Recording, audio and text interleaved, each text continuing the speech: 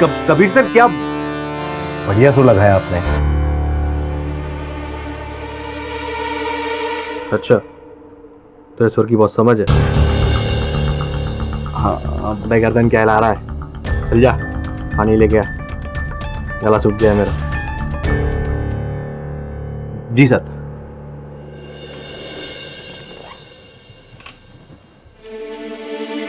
हाँ जी। कबीर मिक्सिंग हो चुकी है, गाना सुन लो तुम। नहीं गुरुजी, मैं लेट हो चुका हूँ और मुझे निकलना भी है। क्या बात करते हो, सिर्फ 5 मिनट का सवाल है। कल से इस गाने पर काम हो रहा है, अगर कोई चेंजेस करना हो तो आज के आज मैं कर दूंगा ना। एल्बम का आखिरी सॉन्ग है, द लास्ट सॉन्ग। चलिए ठीक है गुरुजी,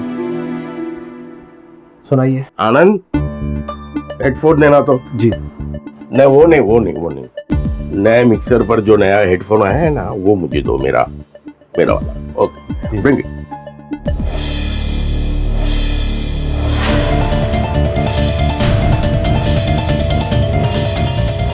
तुम्हारे एल्बम का आखिरी song, just 5 minute, the last song. शुरू करें?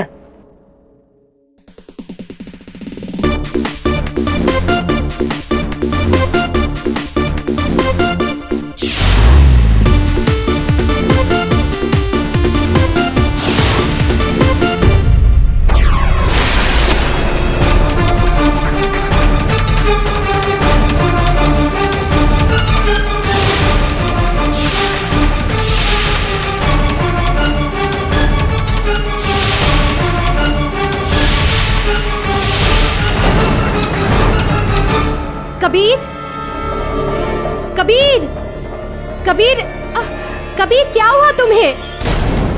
कबीर क्या हुआ तुम्हें? उठो ना कबीर। कबीर? गुरुजी देखिए ना क्या हो गया इसे। Kabir? Oh my God.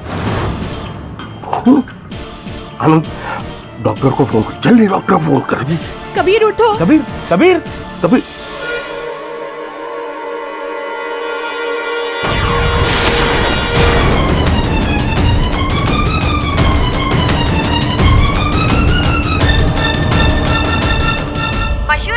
Kabir Ali की मौत एक हादसा है या फिर हत्या? क्या आवाज से भी किसी इंसान की जान जा सकती है? हमारे जानकारी के अनुसार कबीर अली की मौत अपने स्टूडियो में कमबैक एल्बम का आखिरी गाना सुनते वक्त हुई। पुलिस ने संदेह के आधार पर स्टूडियो के मालिक और इस एल्बम के म्यूजिक डायरेक्टर शिशपाल शास्त्री को अरेस्ट किया है। क्या शिशपाल शास्त्री, जिसने कबीर को पहली बार ब्रेक दिया था, क्या उनके हत्या के जिम्मेदार है? क्या पुलिस ये साबित कर पाएगी कि आवाज की मदद से किसी इंसान की जान ली जा सकती है? विचित्र केस है, हत्या का शस्त्र ध्वनि। इंटरेस्टिंग। तो केडी साहब, हमारी राय के हिसाब से कबीर अली का मर्डर शिशपाल ने किया। और आपके इस राय के पीछे कारण जान सकता हूँ मेरा थोड़ा सा? कारण नंबर 1, जिस स्टूडियो में वो अपनी एल्बम का गाना सुन रहे थे, वो स्टूडियो शिशपाल का था।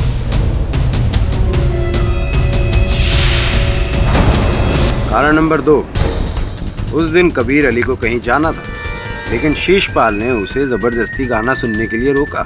स्टूडियो में स्पीकर्स होने के बावजूद भी शिशपाल ने कबीर अली को हेडफोन पर गाना सुनने के लिए फोर्स किया, जिससे कबीर अली की दिमाग की नसों पर जोर पड़ा और वो फट गई, जिसकी वजह से उसकी मृत्यु हो गई।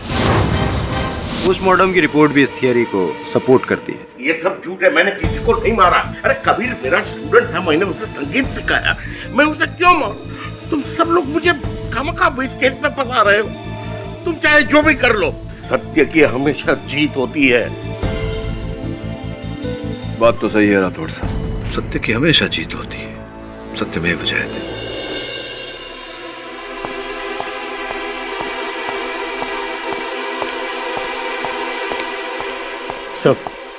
सर आपने म्यूजिक डायरेक्टर शिशपाल का केस ले लिया। आपको पता है ना सर, सारे सबूत उसके खिलाफ है।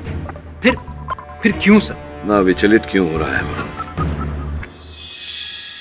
ध्वनि से लोगों को कष्ट होते हुए सुना है, लेकिन क्या ध्वनि के कारण किसी को मरते हुए सुना है तुमने? मैं मिला हूं शिशपाल जी से, उनकी बात सत्य है। अब इस सत्य को अदालत में साबित करना है बस। मैं कितनी बार कह चुका हूं कि मैंने कोई खून नहीं किया है। हर मुजरिम अदालत में अपने आप को सच्चा साबित करने के लिए यही कहता है कि मैंने खून नहीं किया। आप ये बताएं कि आपका और कबीर अली का संबंध कैसा था? कैसे संबंध से क्या मतलब है आपका? बड़े अच्छे संबंध थे। वो मेरा स्टूडेंट था। कमाल है, क्योंकि मीडिया और अखबारों में तो अक्सर आपके झगड़ों की खबरें छपती थी और अभी पिछली बार तो आपके झगड़े सुर्खियों में थे।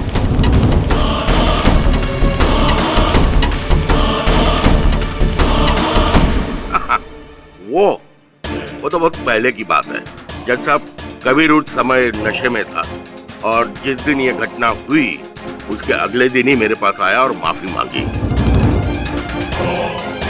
मीडिया वालों ने ये खबर नहीं छापी, उन्हें तो सिर्फ गॉसिप चाहिए। अच्छा ये बताइए कि आपको एक इंटरनेशनल प्रोजेक्ट से जब कबीर अली ने बाहर निकलवाया था तो तब भी क्या वो नशे की हालत में था? एक नहीं, उसने कई प्रोजेक्ट से आपको बाहर निकलवाया था।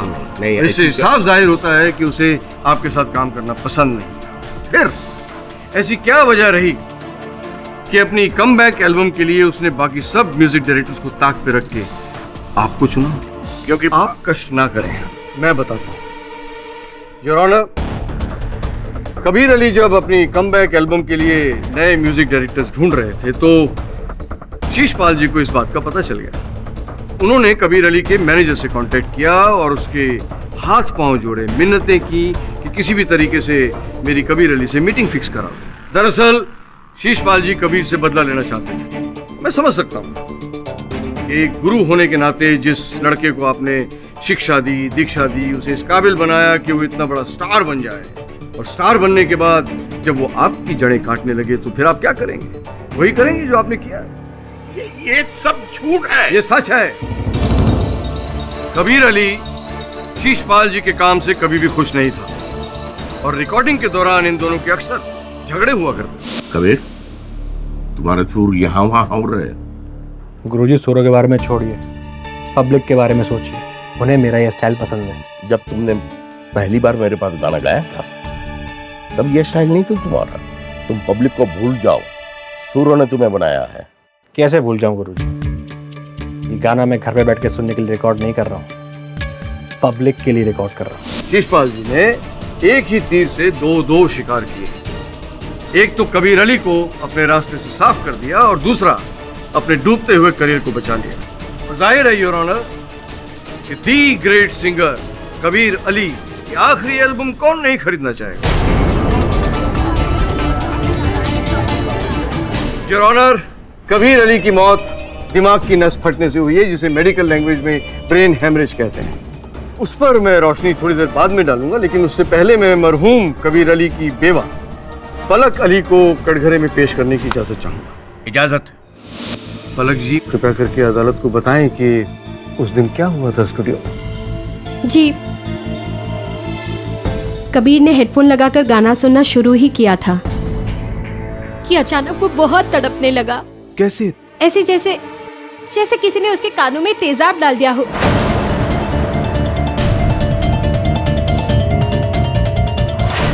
इस सिलसिले में मैं इंस्पेक्टर राठौर को कटघरे में बुलाने की इजाजत चाहूंगा। इंस्पेक्टर राठौर, क्या आप बताएंगे कि शीशपाल जी पर आरोप लगाने की क्या वजह थी पुलिस के पास?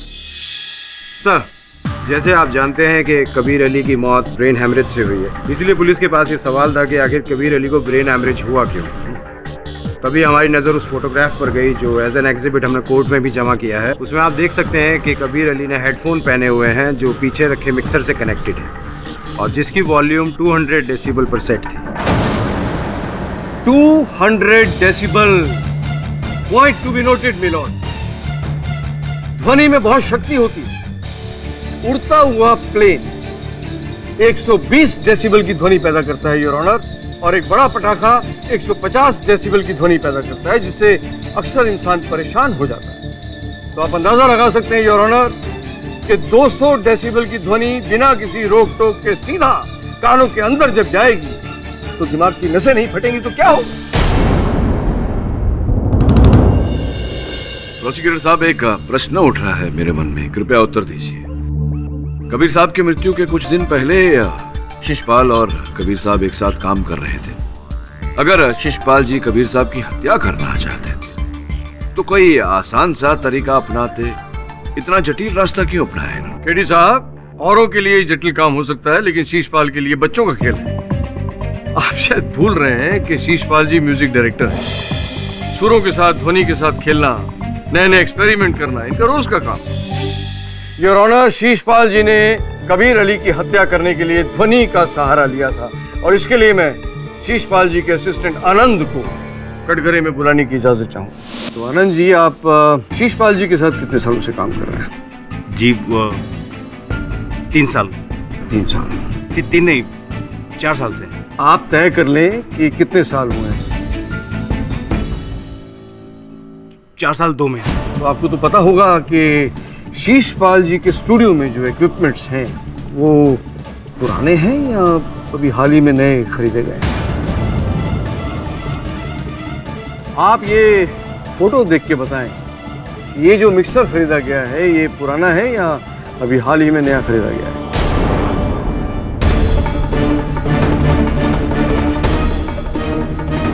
जी नया है। क्यों, पुराना मिक्सर खराब हो गया था जो नए खरीदने की जरूरत पड़ी?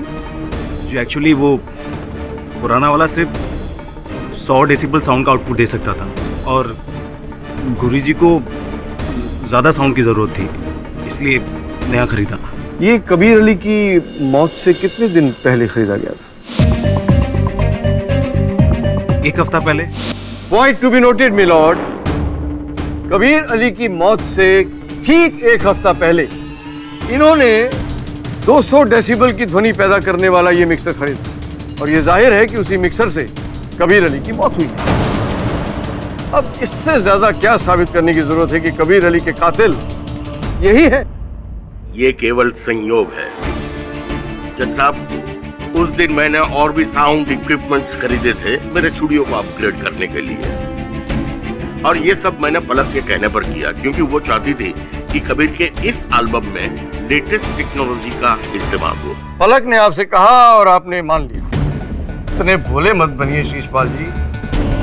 200 डेसिबल की ध्वनि, अरे 200 डेसिबल की ध्वनि आप कभी सुन सकते हैं? आप तो क्या, कोई भी नहीं सुन सकता। और किस अपग्रेडेशन की बात कर रहे हैं आप? शीशपाल जी, आपकी भलाई इसी में है कि आप अपना जुर्म अदालत के सामने कबूल कर लें कि आप ही कातिल हैं। प्रोसिक्यूटर साहब, क्या है कि एक गाड़ी की अधिकतम रफ्तार 200 किलोमीटर प्रति घंटे की होती है, किंतु मुंबई जैसे शहर में गाड़ियां 40 किलोमीटर की औसत रफ्तार से चलती है। अब 40 किलोमीटर और 200 किलोमीटर में तो बहुत बड़ा अंतर होता है, तो फिर क्यों कार कंपनियां इतनी अधिक रफ्तार की कारें बनाती हैं? योर ऑनर, वास्तविकता में शिशपाल जी अपने स्टूडियो को आधुनिक तकनीक से लैस करना चाहते हैं, फिर उन्हें उसकी जरूरत पड़ती या ना पड़ती। जिस प्रकार से आजकल टीवी पर 1000 से भी अधिक चैनल्स आते हैं, फोन की मेमोरी 64 GB तक पहुंच गई। अब ये सुविधाएं हैं, इनका उपयोग करना न करना ये व्यक्ति विशेष पर निर्भर करता है। क्यों साहब, है ना? केडी साहब, आपकी तमाम दलीलें आपके मुवक्किल को बचाने में कोई मदद नहीं करेंगी। शीशपाल जी ने ही ये 200 डेसिबल का इक्विपमेंट खरीदा था कत्ल के तहत, और जब कबीर अली उस स्टूडियो में अपना आखिरी गाना सुन रहे थे उस वक्त इन्होंने उस मिक्सचर का वॉल्यूम धीरे धीरे चुपके से बढ़ा दिया। मैं वॉल्यूम कैसे बढ़ा सकता हूँ? जज साहब, जब कबीर ने गाना सुनना शुरू किया तब मैं वॉशरूम गया था। जब मैं वॉशरूम से वापस आया तो कबीर जमीन पर गिरा पड़ा था। योर ऑनर, मैं अदालत में साबित कर सकता हूँ कि मिक्सर का वॉल्यूम शीशपाल जी ने ही बढ़ाया था। कैसे? आनंद से पूछते हैं। आनंद साहब, मुझे आप ये बताइए कि आपके स्टूडियो में वो जो मिक्सर है उसका वॉल्यूम बढ़ाने के लिए इंसान का वहाँ मौजूद होना जरूरी है? जी नहीं सर, हम कंप्यूटर प्रोग्राम की मदद से वॉल्यूम के उतार चढ़ाव की टाइमिंग सेट कर सकते हैं। Point to be noted my lord, Sheeshpal ji ने उस कंप्यूटर में पहले से ही साउंड बढ़ाने की प्रोग्रामिंग सेट कर रखी थी। वकील साहब, अगर मैंने प्रोग्रामिंग पहले से ही सेट किया होता तो उसका रिकॉर्ड मेरे कंप्यूटर में होना चाहिए। आप चाहो तो मेरा कंप्यूटर चेक कर सकते हो। लेकिन शीशपाल जी, मुझे लगता है कि कोई फायदा नहीं होगा, क्योंकि वो प्रोग्रामिंग जो आपने सेट की थी वो तो आपने पहले ही नष्ट कर दी होगी। आपकी कंप्यूटर के बारे में जानकारी बहुत ही अधूरी है। आपको शायद पता नहीं होगा कि अगर आप कोई चीज डिलीट करते हो, कोई डेटा डिलीट करते हो, उसका रिकॉर्ड भी कंप्यूटर में होता है। तो फिर क्या जादू से ही वॉल्यूम खुद ब खुद बढ़ गया? मुझे क्या पता, मैंने कंप्यूटर में कोई टाइमिंग सेट नहीं की थी। योर ऑनर, उस समय स्टूडियो में शीशपाल जी और आनंद के अतिरिक्त पलक जी भी उपस्थित थी। मैं उन्हें कटघरे में बुलाने की आज्ञा चाहता। पलक जी, आप भी गाती थी, अच्छा गाती थी, सुरीला गाती थी, फिर अचानक संगीत की दुनिया से संन्यास क्यों ले लिया आपने? जी, वो शादी के बाद बहुत जिम्मेदारियां बढ़ गई, बस इसलिए। जो करियर आपने खड़ा किया था कठिन संघर्ष करने के बाद, तो जिम्मेदारियों के चलते, उत्तरदायित्व के चलते आपने वो करियर छोड़ दिया।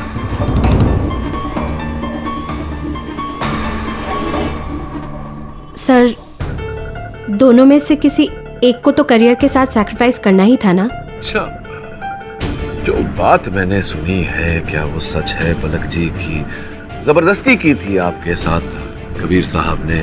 वो चलते थे आपके नाम से, आपके टैलेंट से? ऐसा कुछ भी नहीं था। हो सकता है मैंने गलत सुना, किंतु अखबार में जो समाचार छपते थे आपके और कबीर साहब के बीच, ये जो अनबन चल रही थी, एक रिपोर्ट में लिखा हुआ था कि उन्हें नशे की लत थी, नशा करने के बाद में वो हिंसक हो जाते थे, आपको मार पीटते थे। क्या ये भी गलत है?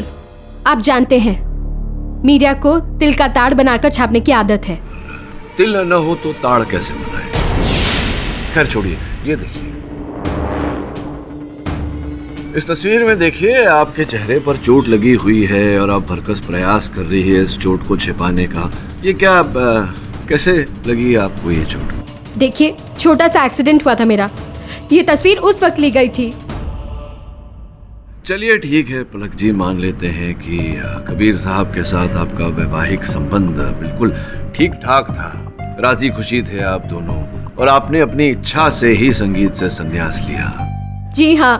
तो फिर ये बताइए कि कुछ 6 महीने पहले मेरे एक मित्र हैं एडवोकेट, उनके पास आप गई थी तलाक की मांग लेकर, कबीर साहब से डिवोर्स चाह रही थी आप, ऐसा क्यों? योर ऑनर, नोट करने वाली बात है कि ये जो तस्वीर है इनकी, ये भी 6 महीने पुरानी है। क्यों, बताइए ना, मेरे प्रश्न का उत्तर दीजिए। हाँ, वो चोट कबीर की ही पहुंचाई हुई थी, और गुस्से में आके मैंने वकील से कांटेक्ट किया था, लेकिन कबीर को अपनी गलती का एहसास हुआ। उसने मुझसे माफी भी मांगी और दोबारा ऐसी कोई हरकत नहीं करेगा, इस बात का प्रॉमिस भी किया। मैंने उसे माफ कर दिया था, और आप अपने एडवोकेट मित्र से पूछ सकते हैं क्या उसके बाद मैंने उन्हें कॉल किया या मैं उनसे मिलने गई। कहीं ऐसा तो नहीं पलक जी कि इस बात को लेकर भी कबीर साहब ने आपको धमकाया हो, इसी कारण आप दोबारा उस वकील से मिलने नहीं गई? कहीं ऐसा तो नहीं कि 6 महीने आप योजना बनाती रही कबीर साहब से छुटकारा पाने की? कहीं ऐसा तो नहीं कि उस दिन स्टूडियो में आपको अवसर मिल गया और आपने उस मिक्सर की जो क्षमता है वो 200 डेसिबल तक पहुंचाकर कबीर साहब की हत्या कर दी? What? I object your honour. KD साहब एक सम्मानित नागरिक पर झूठा इल्जाम लगा रहे हैं। क्या कह रहे हैं? मैं झूठ बोल? योर ऑनर, मैं और झूठ बोलूंगा, वो भी अदालत में? और आनंद ने अपने कथन में कहा था कि पलक जी के कहने पर शिशपाल जी ने वो मिक्सर खरीदा था, आपके कहने पर खरीदा था? हाँ, लेकिन मैंने तो वो सिर्फ बात में कह दिया था। या फिर शिशपाल जी के इस मिक्सर का फायदा उठाकर आपने अपनी योजना को फलीभूत किया? What nonsense! आप मुझ पर शक कर रहे हैं? हाँ, क्योंकि आपके पास कारण था कबीर साहब की हत्या करने का। उस दिन जब शिशपाल जी बाथरूम गए, आपने मिक्सर का डेसिबल बढ़ाया और उनकी हत्या कर दी।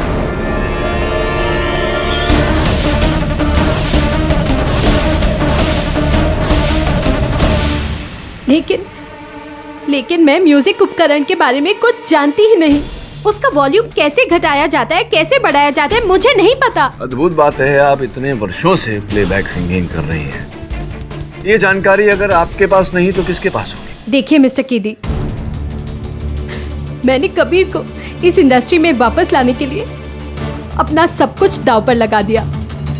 घर, यहाँ तक कि अपने गहने भी गिरवी रख दिए सिर्फ उसकी सफलता के लिए। मैं गुरुजी के पास गई ताकि सारे म्यूजिक उपकरण अपडेट किए जा सके।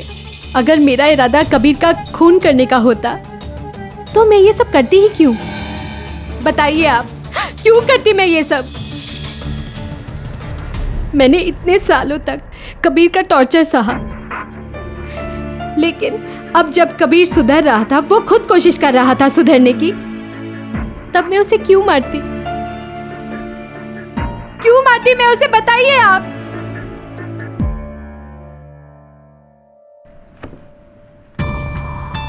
लगता है केडी साहब के पास इस बात का कोई जवाब नहीं है, इसलिए वो सिर्फ इल्जाम पे इल्जाम ही लगा रहे हैं। योर ऑनर, केडी, आपको अपनी बात साबित करने के लिए अदालत के सामने पुख्ता सबूत पेश करने होंगे। यह अदालत कल तक के लिए मुलतवी की जाती है।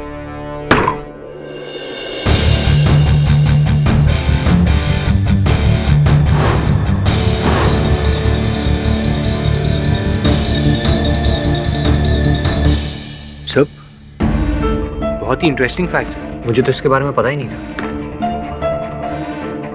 ये जानकारी जितनी दिलचस्प है उतनी आश्चर्यजनक भी।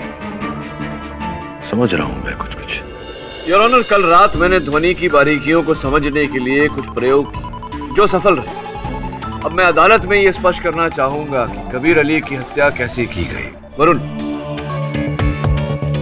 इस मिक्सर के जरिए मैं अदालत में 200 डेसिबल की ध्वनि उत्पन्न करूंगा योर ऑनर, जो प्रोसिक्यूटर महोदय के अनुसार जानलेवा है, प्राणघातक है।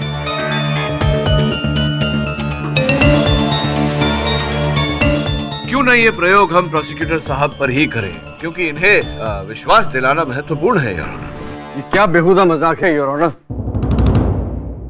केडी साहब जी, आपको मालूम है कि आप मुझसे केस हारने वाले हैं, तो इसलिए आप क्या मेरी जान ही ले? अरे नहीं, बड़े आपके दुश्मन जहाँ साहब, कैसी बातें कर रहे हैं? वैसे भी आप इतनी आसानी से नहीं मरोगे। नहीं, मेरा मतलब है मैं ये प्रयोग स्वयं पर कर लेता हूँ।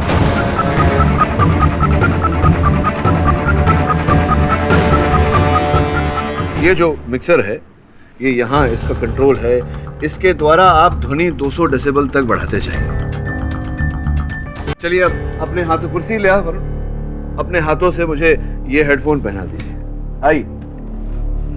आइए पीछे से।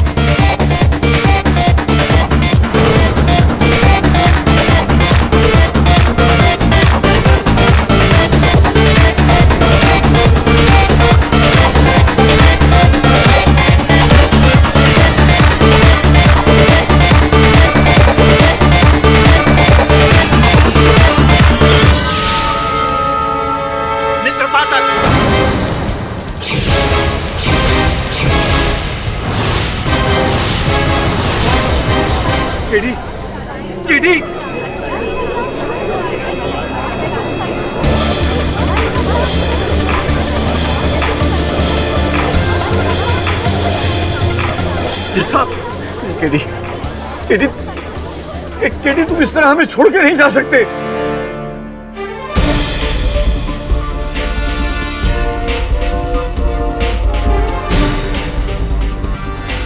मैं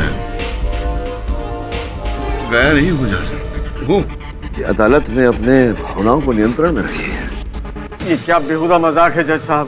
केडी, आप ठीक तो हैं ना? जी योर ऑनर, मैं ठीक हूँ। क्षमा चाहता हूँ इस प्रदर्शन के लिए। योर ऑनर, जैसा कि अभी अभी मैंने अभियोग पक्ष महोदय की सहायता से स्वयं पर 200 डेसिबल की ध्वनि का प्रयोग किया, ये प्रमाणित करने के लिए योर ऑनर की ध्वनि से कभी किसी की हत्या नहीं की जा सकती। हमारे शरीर की प्रतिरोधक क्षमता इतनी अधिक होती है कि ध्वनि हमारे शरीर पर असर तो करती है, लेकिन हमें मार नहीं सकती। योर ऑनर, हमारे कान में 3 हड्डियां होती हैं जिन्हें अंग्रेजी में मैलियस, इंकस और स्टेपस कहते हैं। तेज ध्वनि सुनते ही ये हड्डियां सिकुड़ जाती हैं और उस तेज ध्वनि को हमारे मस्तिष्क तक नहीं पहुंचने देती। इसलिए योर ऑनर, मैंने ये प्रदर्शन अदालत में किया। योर ऑनर, मेरी दरख्वास्त है कि बहस को आगे बढ़ाने से पहले किसी एक्सपर्ट की राय ले ली जाए। Absolutely your. इजाजत। डॉक्टर साहब, केडी ने जो साइंटिफिक एविडेंसेस अदालत के सामने पेश किए हैं, उनके बारे में आपका क्या विचार है? KD is absolutely right. आपका कहने का मतलब है कि कबीर की मौत ध्वनि से नहीं हुई? नहीं, साउंड ही इनकी मौत की वजह है।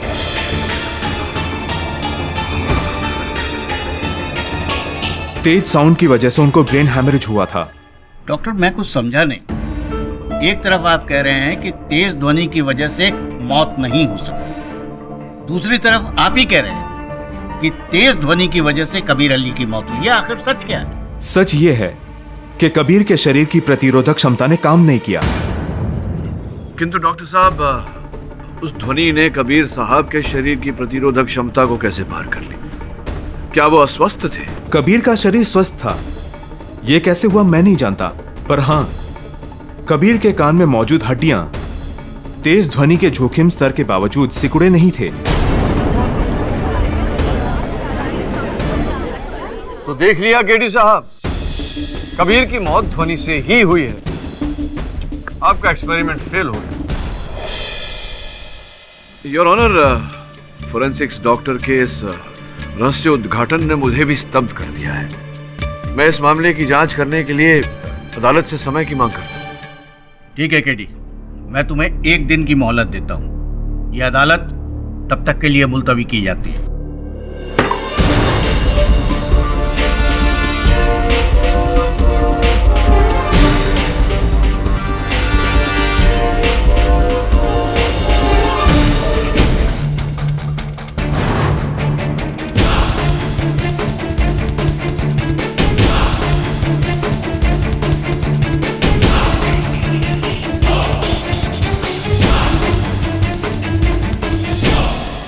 Excuse me, Katie.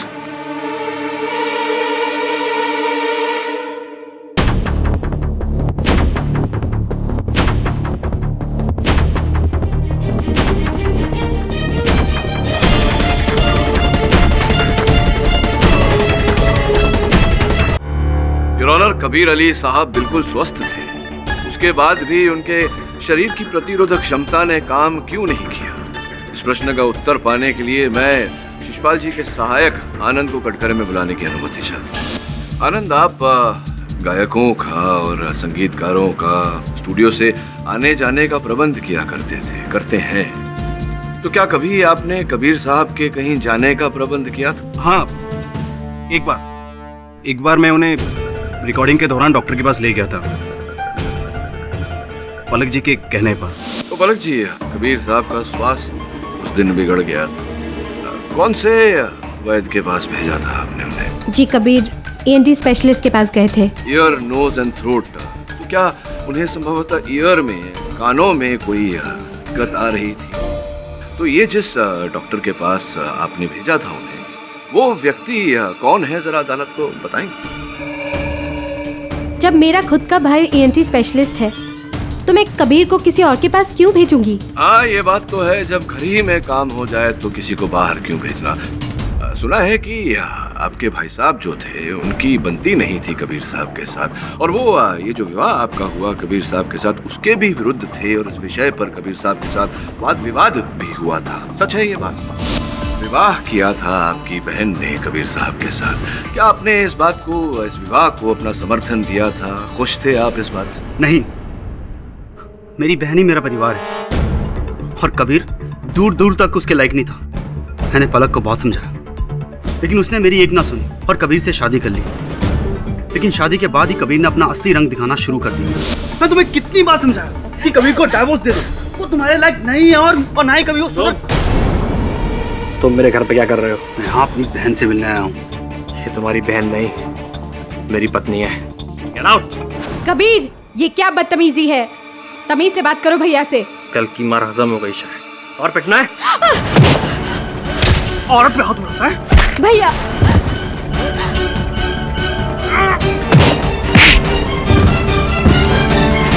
तो आपने अपनी बहन पलक की समस्या ही हल कर दी कबीर साहब की हत्या करके।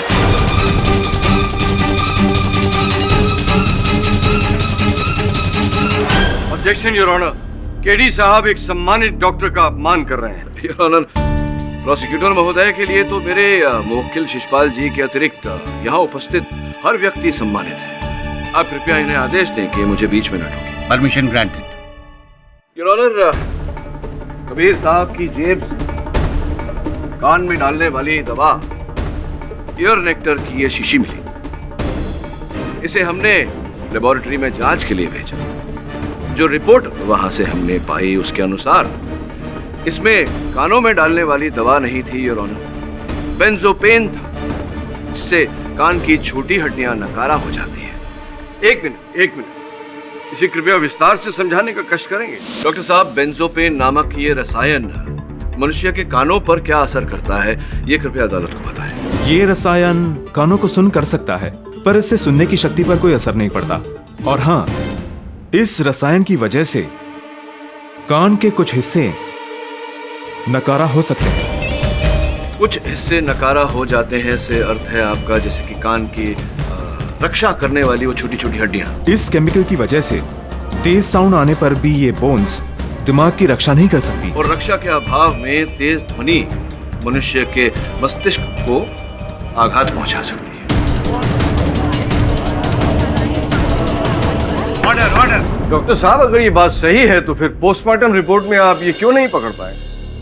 योर ऑनर, प्रोसिक्यूटर साहब के इस प्रश्न का उत्तर मैं देना चाहूंगा। वास्तविकता में बेंजोपेन शरीर के अलग तत्वों से बड़ी सरलता से घुल मिल जाता है, जिसके कारण फोरेंसिक के डॉक्टर उसे पकड़ नहीं पाए। ठीक कह रहा हूं? KD is absolutely right.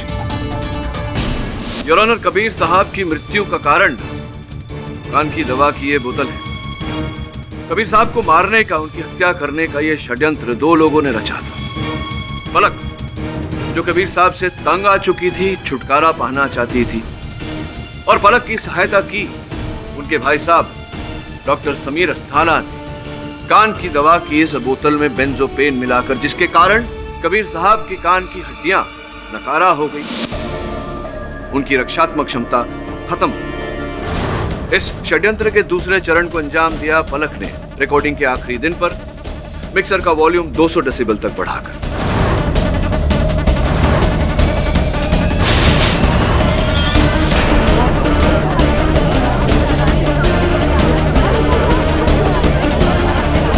Order.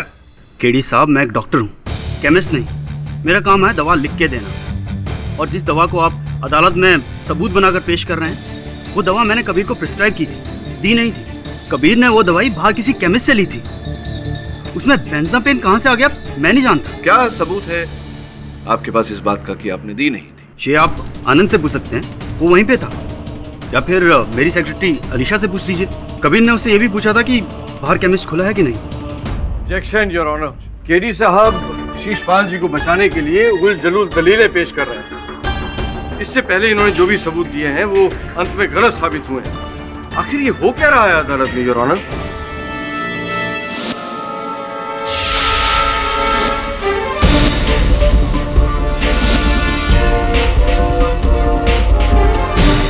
क्या बात है केडी साहब, आप क्यों मुस्कुरा रहे हैं? अपनी मूर्खता पे मुस्कुरा रहा था।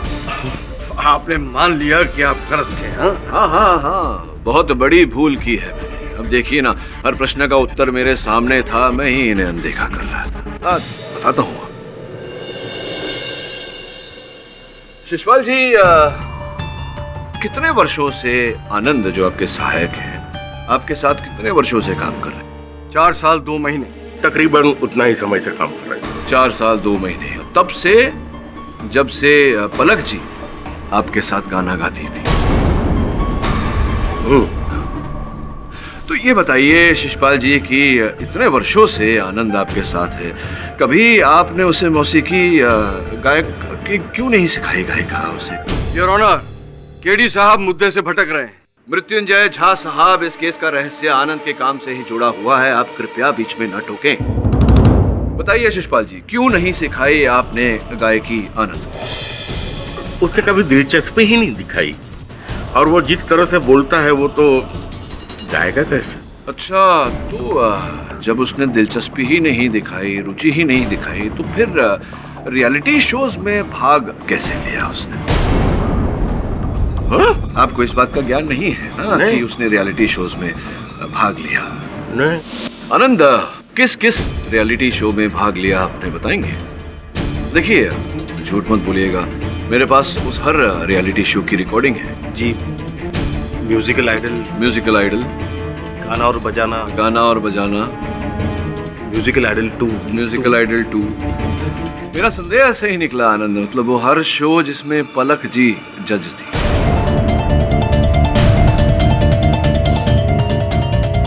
दुनिया को धोखा दे सकते हो लेकिन मेरी आंखों को नहीं। मैंने देखा कि जब जब तुम पलक जी को देखते हो तुम्हारे अंदर एक उत्तेजना सी भर जाती है। योर ऑनर, मैंने पलक अली जी के हर शो की रिकॉर्डिंग देखी और अनेक स्थान पर मुझे आनंद दिखाई दी।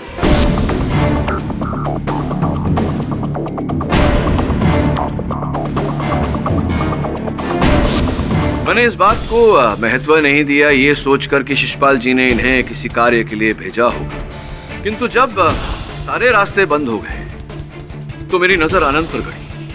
आनंद उस हर जगह उपस्थित था, रिकॉर्डिंग स्टूडियो में, केमिस्ट के पास, डॉक्टर अस्थाना के क्लिनिक में, और शिशपाल जी ने मेरे संदेह को विश्वास में बदल दिया ये कहकर कि इन्होंने आनंद को उन रियलिटी शोज में नहीं भेजा था। तो क्यों हिस्सा लिया आपने उन रियलिटी शोज में? मैं बताता हूं। उन रियलिटी शोज में हिस्सा लेना, शिशपाल जी का सहायक बनना, इन सारे कार्यों के पीछे एक ही कारण था, पलक अली। और इसी कारण से तुमने कबीर अली की हत्या भी की है। योर ऑनर, किसी का प्रशंसक होना कोई बुरी बात नहीं, किंतु जब यह प्रशंसा, यह सम्मान सनक बन जाए तो तकलीफ हो जाती है, घातक बन जाती है। और ऐसा ही इस केस में हुआ। क्या मैं सही कह रहा हूं या मैं सही कह रहा हूं पलक जी? देखिए, मैं पलक का प्रशंसक नहीं हूं। मैं पलक से प्यार करता हूं।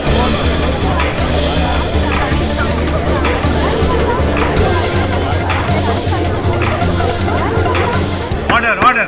पलक के लिए मैं गांव छोड़कर यहाँ आया। पलक के लिए मैंने गुरुजी के यहाँ नौकरी की, लेकिन एक दिन अचानक से एक गंदा नालायक इंसान कबीर पलक की जिंदगी में आया। पलक ने उससे शादी कर ली। मुझे बहुत गुस्सा आया। फिर मैंने सोचा कि अगर पलक की खुशी से मैं तो यही सही। मैं गुरुजी के यहाँ नौकरी करता रहा। पलक वहां बीच बीच में आती थी। इस बहाने पलक को देखने का मौका मिल जाता। कबीर बहुत ही गंदा इंसान। उसने गुरुजी से झगड़ा कर लिया। चली हो गया। अब खड़ा खड़ा मेरी शक्ल क्या देख रहा है? चल जा, कुछ चखना बना लेके आ, जा।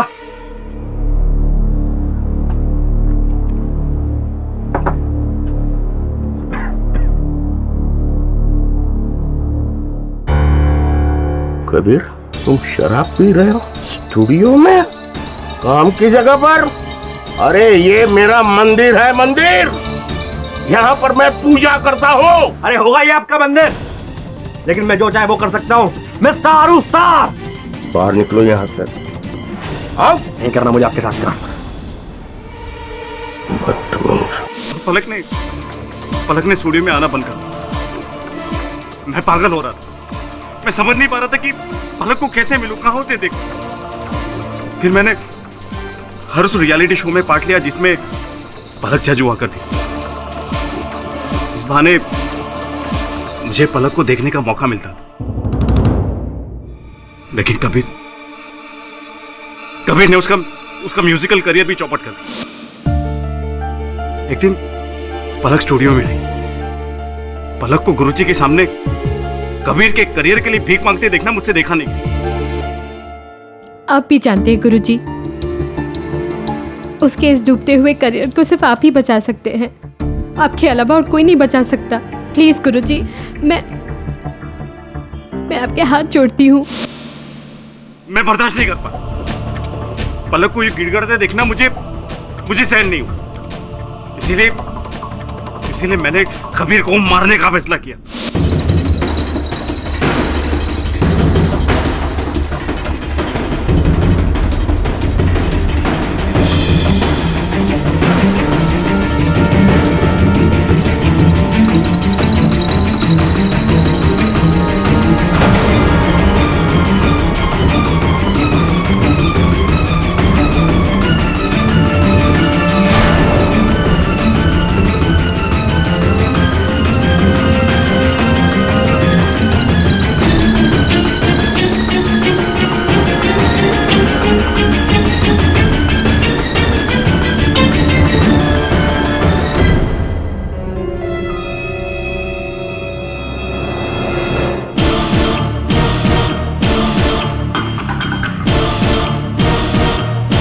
चल जा, पानी ले गया।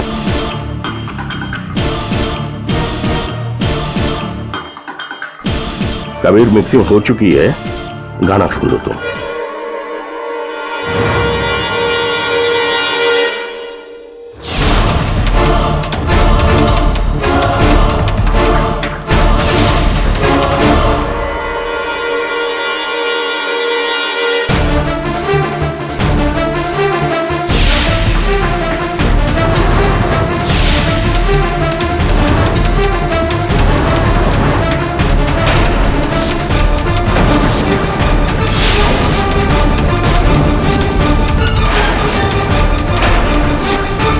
मेरे दिमाग में आया कि मैं 200 डेसिबल की क्षमता वाला म्यूजिक कंसोल और बेंजोपिन रसायन की मदद से कबीर की हत्या कर सकता हूँ।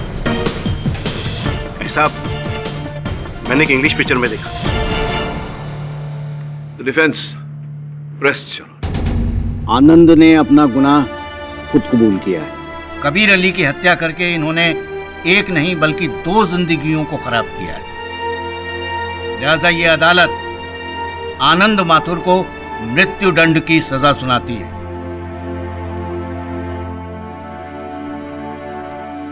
और शिशपाल शास्त्री को तमाम इल्जामात से बाइज्जत बरी करती है। The case is close.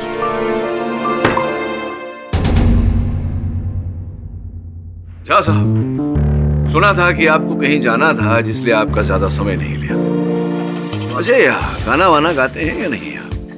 नहीं बाबा, मैं नहीं गाता। झूठ मत बोलिए झा साहब, बाथरूम में तो गाते ही हूँ, हम सब गाते हैं। ऐसे और भी मजेदार वीडियो के लिए हमारे चैनल को लाइक, शेयर और सब्सक्राइब करें।